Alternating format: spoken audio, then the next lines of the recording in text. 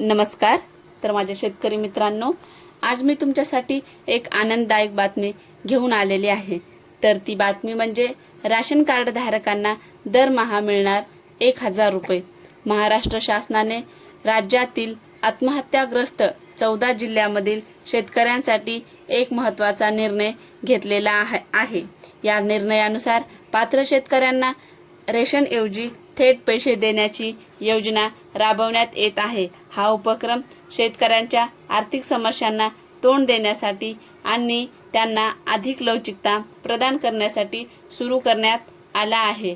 तर तुम्हाला पैशाचा दर आणि वितरण हे मी पुढील प्रमाणे सांगते.